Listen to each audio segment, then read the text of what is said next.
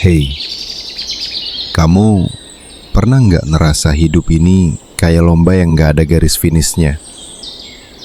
Baru selesai satu hal, udah harus lanjut ke hal berikutnya. Kerja, belajar, upgrade diri, lonten, mikirin masa depan. Kayak semuanya harus produktif. Padahal kadang kita cuma pengen diem, rebahan, ngopi, tapi malah ngerasa bersalah.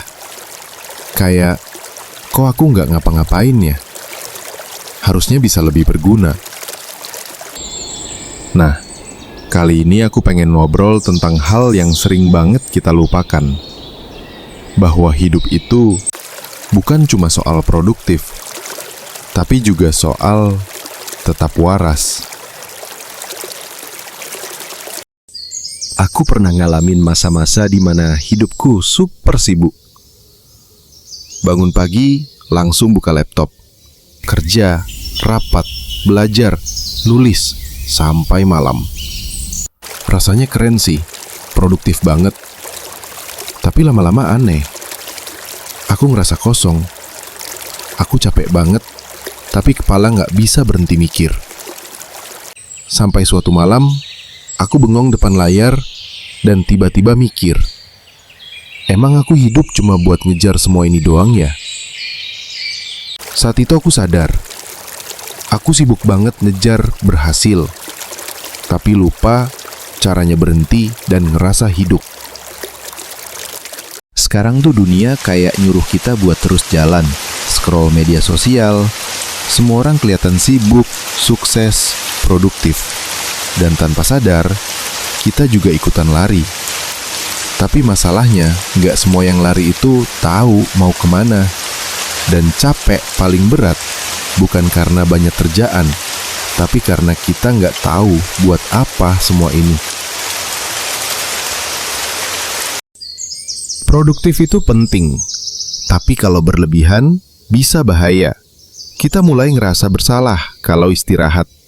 Kita jadi takut dibilang malas, takut ketinggalan. Padahal, istirahat itu bukan kemunduran, tapi bagian dari perjalanan. Kalau terus maksa diri tanpa rem, lama-lama burnout datang. Bukan cuma badan yang capek, tapi pikiran juga rusak pelan-pelan.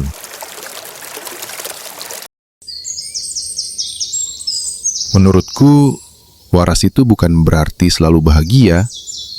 Waras itu sadar kalau kamu gak baik-baik aja, tapi kamu tetap mau pelan-pelan ngerawat diri. Waras itu ketika kamu bisa bilang, aku capek, dan itu gak apa-apa. Kamu kasih diri kamu izin buat istirahat, gak maksa jadi kuat terus, dan gak nyalahin diri waktu gagal. Beberapa hal yang bisa bantu kamu tetap waras di dunia yang sibuk banget ini. 1. Kasih jeda buat diri sendiri. Gak usah ngapa-ngapain tiap waktu. Kadang, rebahan itu bentuk self-care terbaik.